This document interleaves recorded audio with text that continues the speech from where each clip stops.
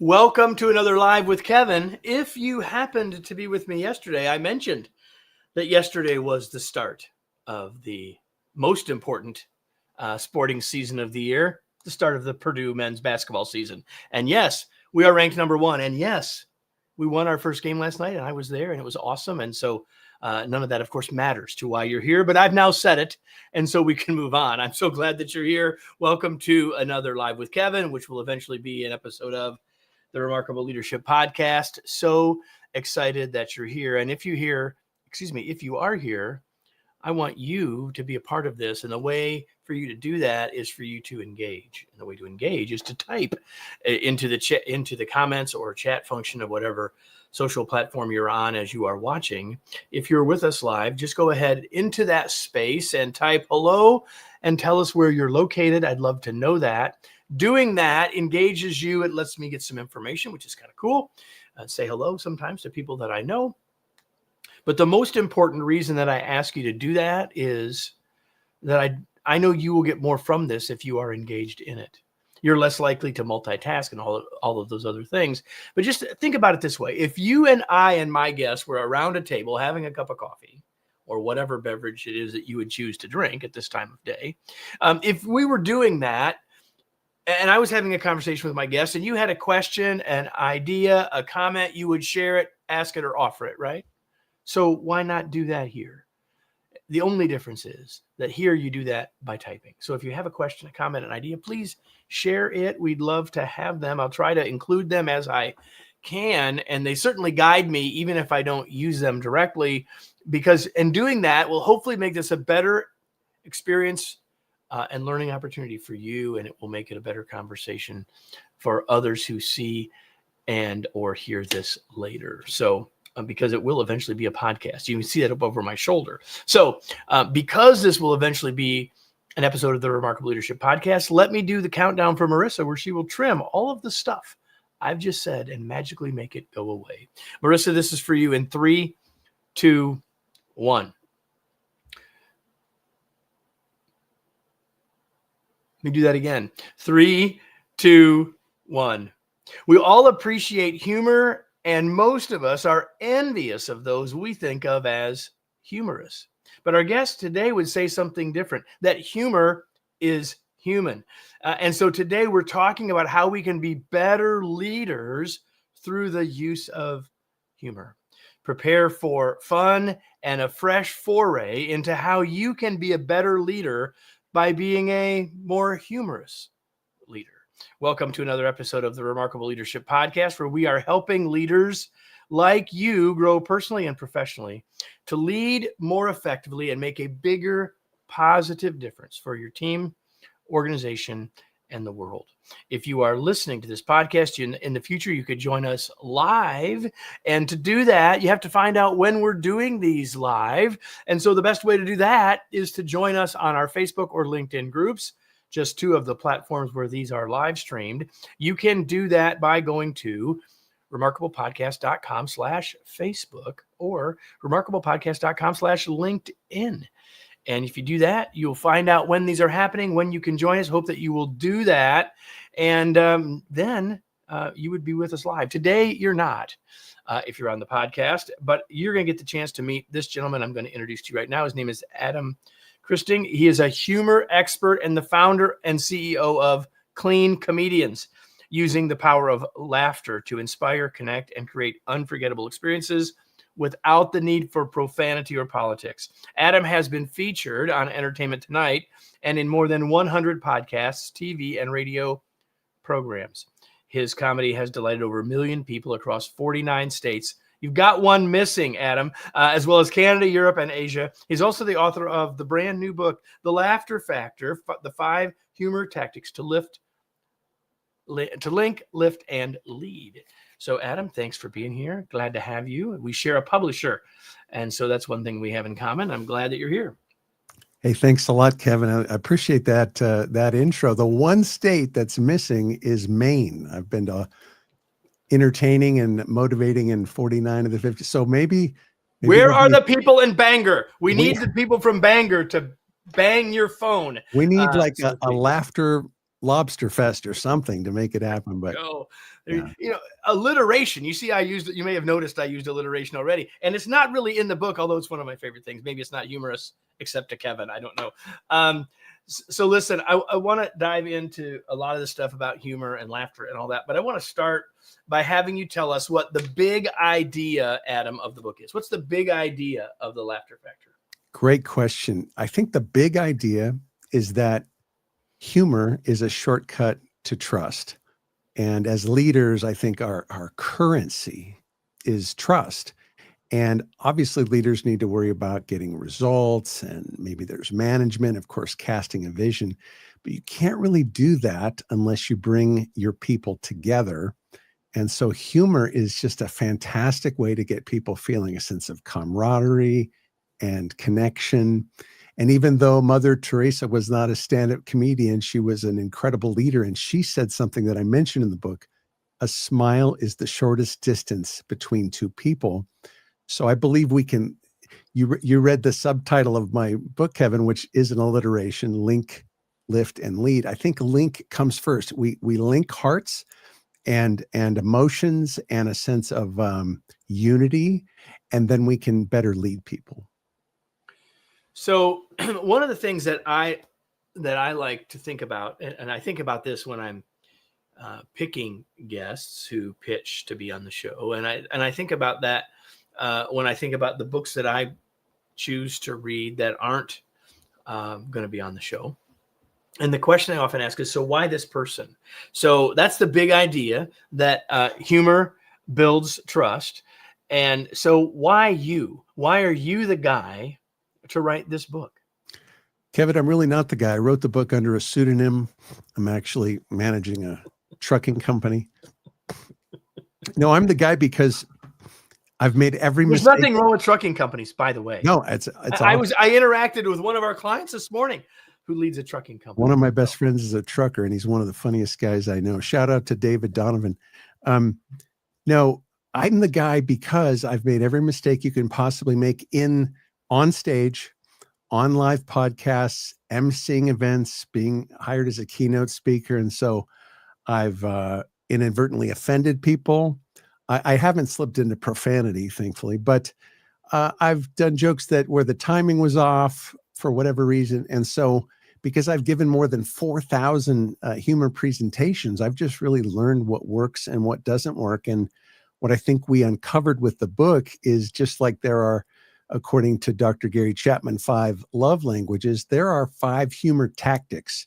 And I like the phrase laugh languages. And so you don't have to be a professional comedian or a stand-up or a hilarious storyteller even to tap into the power of humor.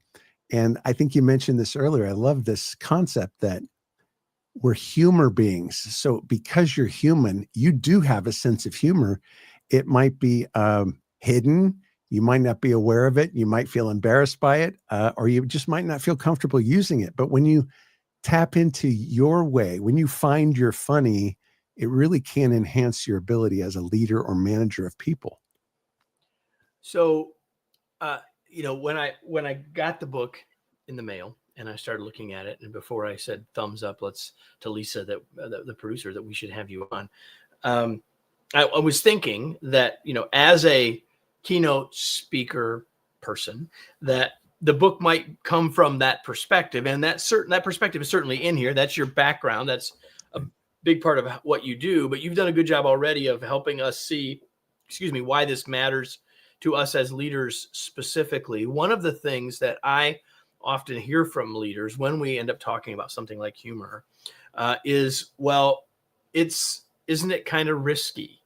Obviously we have a lot of people, I mentioned this in the opening, that say, well, I wish I had a sense of, I wish I could tell jokes. I wish that was me. It's not me, et cetera, et cetera. But that's not the only source of the risk. Just talk about, as if I'm a sitting leader in an organization and I'm listening to you talk about, well, laughter and humor.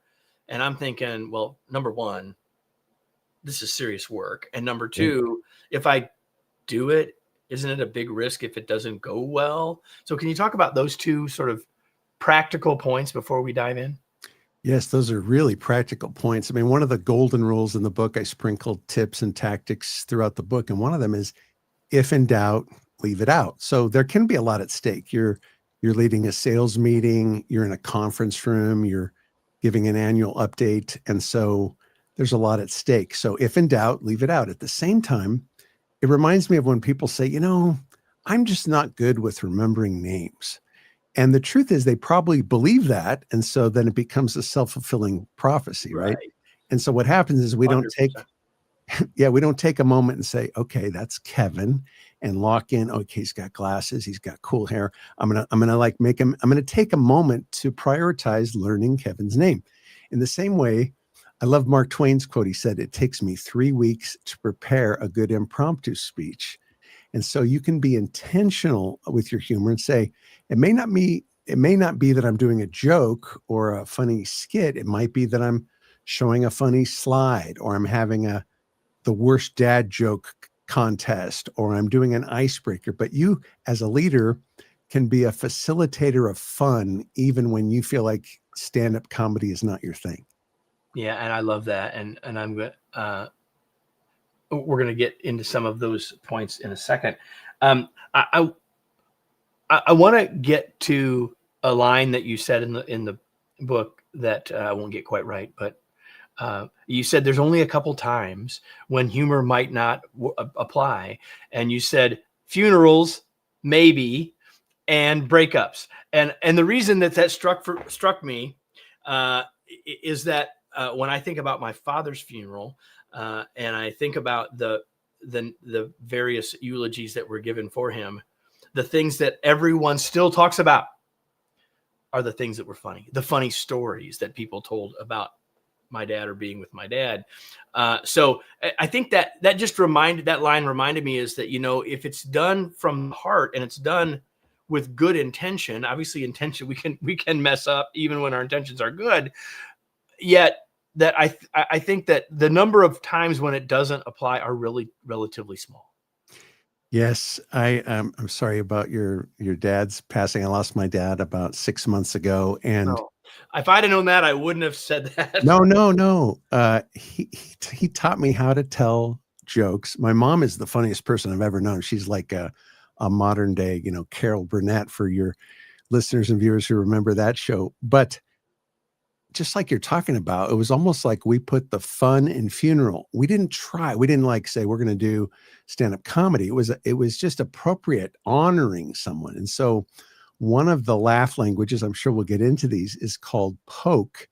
And the goal there is actually to celebrate other people by pointing out quirky things. Like my dad loved to go out to breakfast. Pretty much every day he'd go out to breakfast. So we had funny stories about, how he would mop up the egg yolks with his toast. And it's like, it's not stand-up comedy material, but it's endearing. And so going back to the power of intention, if you think, okay, I just have to make them fall out of their chair laughing, you're probably setting yourself up and your audience up for disappointment. But if you think, I'm going to smile first, I'm going to enjoy what I have to share, and I'm going to plan some fun moments in my presentation or my update, you really can sort of orchestrate good times for people. And so sometimes I call this, Kevin, planned spontaneity. So I talk about this in the book. One of the most boring personalities I remember happened to be a man named Earl, who was also one of the world's greatest sleight of hand artists.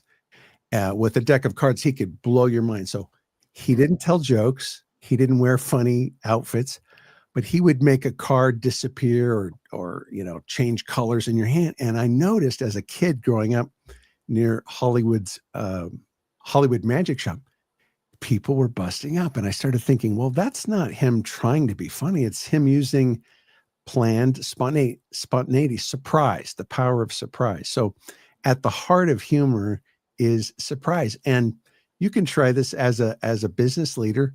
Send someone a funny birthday card instead of just buying the typical, you're great, have a great birthday. You can even order like half birthday cards that are like cut in half 6 months out from their birthday. I guarantee you they're going to smile and laugh. And more importantly, they're going to feel celebrated. Yeah, so we go back to humor as a builder of trust, humor as a builder of connection. I think that's excellent. We've now mentioned briefly two of the five laugh languages: surprise and poke. It's actually poke that I want to spend some time on, because I think that it's one that we have to be careful with. Uh, I think it can be incredibly valuable, and I think it requires some skill to do it well. And I mean, obviously you're the expert, you're not me, but let's just talk about poke, what you mean by this as one of the laugh languages. So let's make sure people are clear on it, because I'm kind of ahead of the curve because I've read the book. Let's talk about that first, and then I have a couple of questions about it. Yeah, I would say of the 5 humor tactics, poke is the trickiest, because although sarcasm is funny, some people say, hey, my love language is sarcasm. But as a leader, sarcasm is very dangerous, because there's almost always a put down built in. It's in there, right? It's just in there. However, if you start with the biggest target, the one looking at you in the mirror, that's a great place to really learn how to do poke. And that's to poke fun at yourself. So for example, you mentioned our company, cleancomedians.com is the company. We came up with the motto. I came up with the motto. I was very proud of this. Humor doesn't have to be filthy to be funny. And we had that motto printed on about 100 brochures. We mailed it out to corporations and theaters and colleges, but there was a typo I didn't catch. And so here's what it said. Clean Comedians is an association of professional comedians who believe it doesn't have to be funny. Just kind of takes the pressure off. Kind of took the there's no punchline there. That's right. But when I share that on stage, people, I don't feel like they're laughing at me. They're laughing with me, because I am having fun with one of my own flops.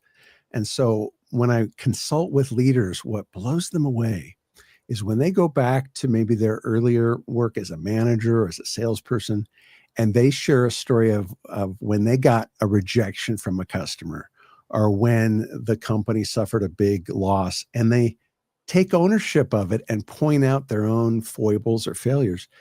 The opposite of what we think will happen happens. People say, oh, I can relate to her now. I want to follow her now. She's human. She's authentic. That's really where I wanted to go, because so many leaders feel so much pressure, much of it, but not all of it necessarily self-imposed, that I'm supposed to have the answers. I'm supposed to get it right. And like, while all of us, to our friend will say, like, I learn from my mistakes, none of us want to show them to our teams. And what you're describing is a way to be self-deprecating, and at the same time sharing the authenticity, but sharing the lesson that, hey, that's okay. So what else would you say about the poke to help, because you said is tricky? How do we do it better? Well, first on the self-deprecating, I prefer the word self-effacing, and I it's not that big of a difference. But you want to, here's what you want to avoid: self-defeating humor. You don't want to tell a story where you didn't learn a lesson, where you're ripping on your own character or your own integrity. That's not good. But flops are funny. I mean, you think of slapstick comedy. It's just, we're always laughing at people. Like Stan Laurel is probably my favorite comedian in human history, Laurel and Hardy. And he always made himself and his partner the butt of the joke. And you knew that they knew they're creating this stuff. And so when you can make yourself the source of the humor, you really can't go wrong if you keep it self-effacing. Now, where it's really tricky is when we turn it and tease other people. And rather than just talk theoretically with you, I'll give you an example. Last weekend, I was hosting an event in Florida, about 150 people. I was the MC. And comedians call this piece crowd work, where I've got a handheld microphone. I'm going into the audience. I don't know what's going to happen. Now, this was a friendly audience. This was a private fundraising event. Super nice people, no hecklers. But I just walked up to this gentleman. I forget his name. Let's say Rich. And I go, hey, Rich, we've got free time this afternoon after the session. What do you think you'll be doing? And he said, I think I'll be doing the hokey pokey, or just some crazy thing. And he said it in such an endearing way that throughout the rest of the conference, I kept poking about that. And I say, we've added a seminar with Rich, who'll be doing a thing, how to harness your hokey pokey, whatever. And it just became this running joke. But I was poking at him after I knew that he would like it. And Right. so think about nicknames. Don't call someone a nickname unless you know they like it. Is it affirming? I have a wonderful assistant named Masha, and she likes the nickname Blaze. In fact, she even has it on her license plate. So I'm not poking fun at her when I call her Blaze. I'm celebrating her.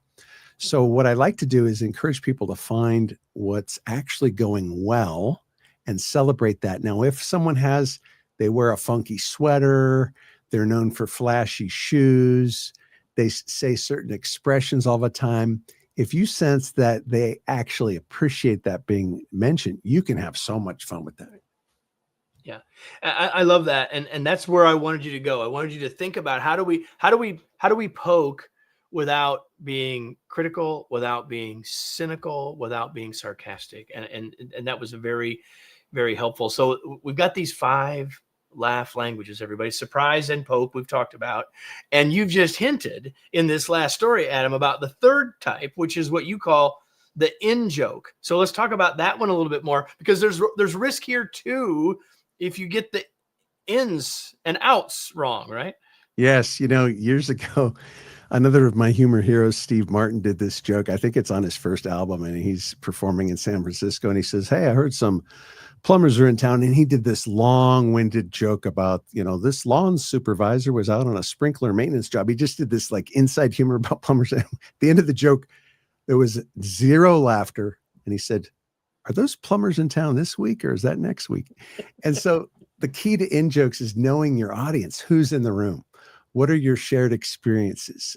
One of the things I do as a speaker is I talk about acronyms a lot. Like I'll say, I fly a lot through Atlanta because I fly Delta. So I'll say, turns out Delta stands for do every leg through Atlanta. And that might get a nice chuckle. But then I do this, Kevin. I take all 26 letters of the English alphabet, put them up on the screen, and I do an acronym about the company or the organization where I'm highlighting all these things about them. And usually the XYZ is, with extreme youthful zeal or something like that. But people feel celebrated. And back to the point of this laughter language is they feel like, oh, he gets us. He celebrates us. He knows us. And so these are jokes and bits that would never play in a theater or on a Netflix special. But for your group, you feel like, wow, we're a special team. Sometimes there's a little bit of an us versus them. So sometimes as a group, you're poking some fun at a competitor.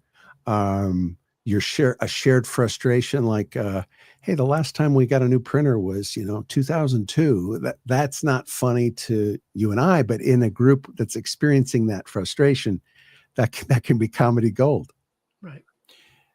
You said something else I think is really important, and I've sort of mentioned it at the start that while if you are an aspiring keynote speaker or master of ceremonies, there's great value in this conversation and in this book. But as you said, we're not shooting here as leaders. We're not shooting for a Netflix special. We're not shooting for stand-up. We're shooting for the smile, the chuckle, the connection that comes from humor inside of our team. Fair? Very fair. I think as leaders, what we're shooting for is inspiring laughter and life change. And inspiring laughter, again, doesn't mean that you necessarily get the applause. It might be like coming up with the craziest trophies for the annual sales meeting. And as dumb as those might seem to someone outside your organization, inside your organization, like, I can't wait till next year. Like I was at an event one time where they spent, I think, close to $1 million on an annual retreat, special rental cars. Everything was cushy, unbelievable meals. There was a couple private jets. But what they remembered was some silly skits that the managers did. That's what created the memory that they would talk about for years to come. Not all of that. Right. Not all the dollars. Right. I mean, it does help to be in a nice place and Well, enjoy of that. course, of But course. I do think people make a mistake as leaders, and they think that it's where you meet that's so crucial. I do think that's important, but I think the why is almost always galvanizing our group together. And humor, it's not the star of the show, but it's like the cement. It glues our hearts and minds together, which reminds me, I wanted to share with you one of the surprising things I discovered in my research for the book was how science is just showing over and over again that we feel before we think.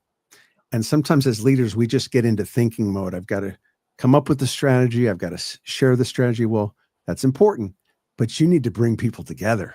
And humor is like magic when it comes to making people feel like we're experiencing something as a group that no one else knows about. We are, and that goes back to the power of in jokes.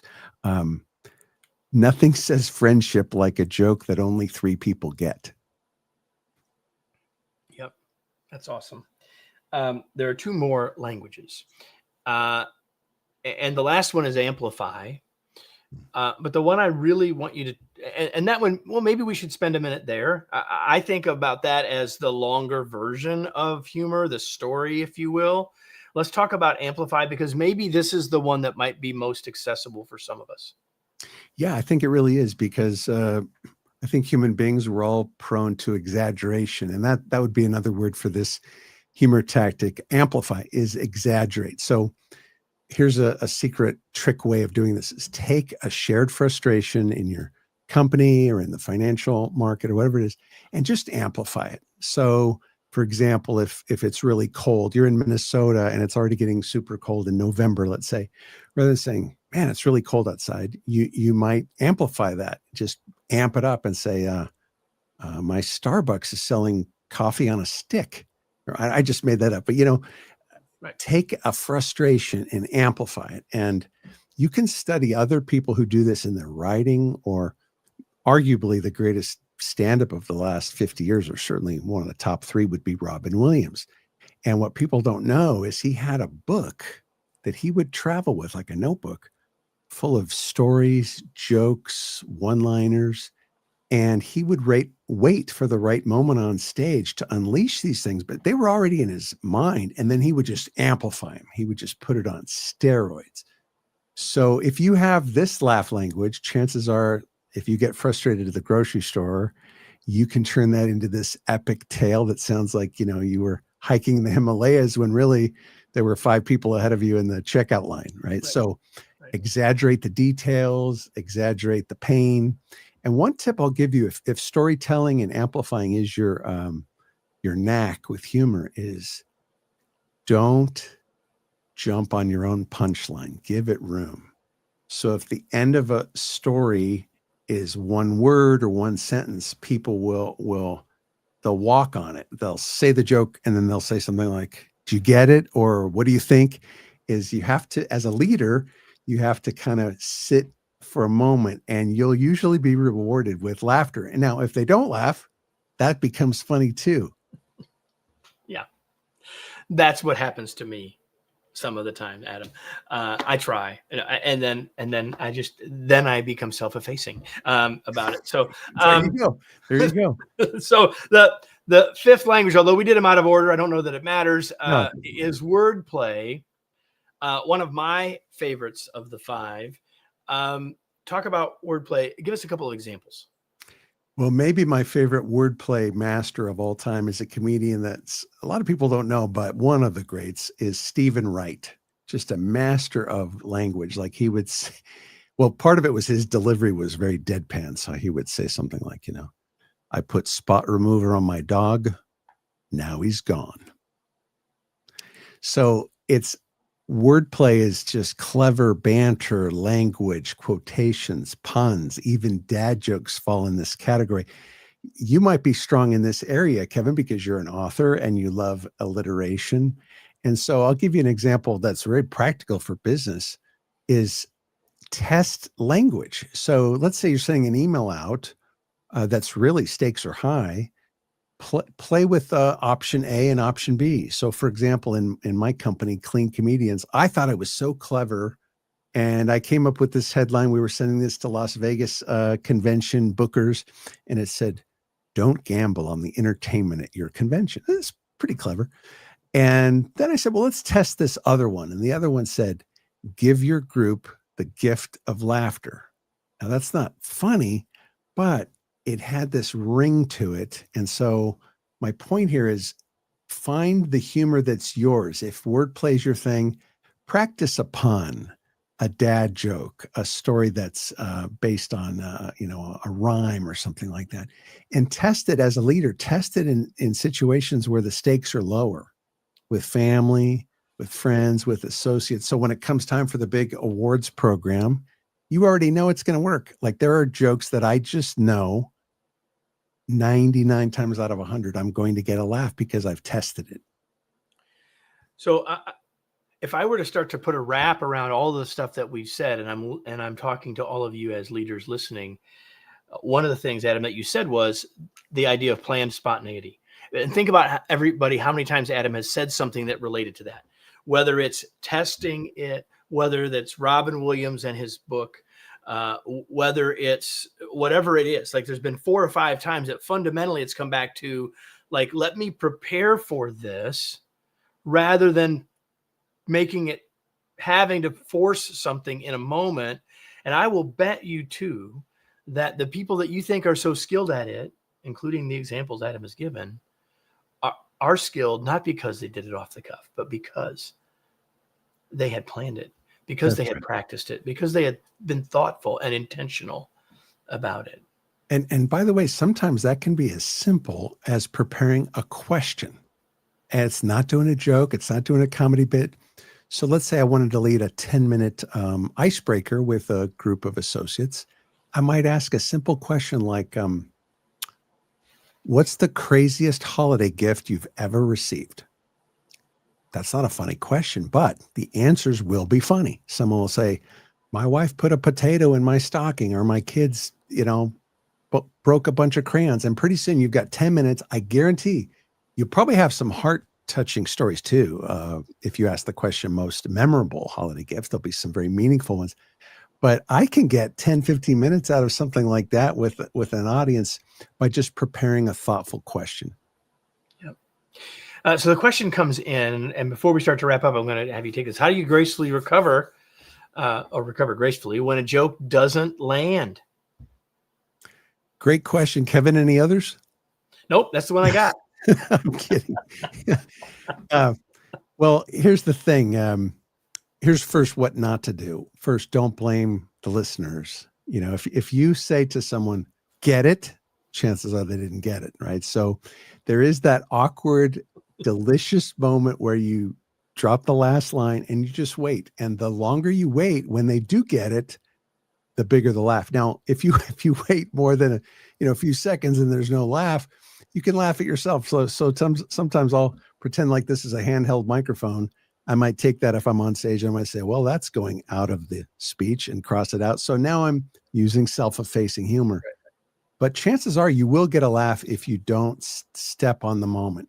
And like you said earlier, if you don't get I know I'm aging myself with this reference, but Johnny Carson was the king of late night talk.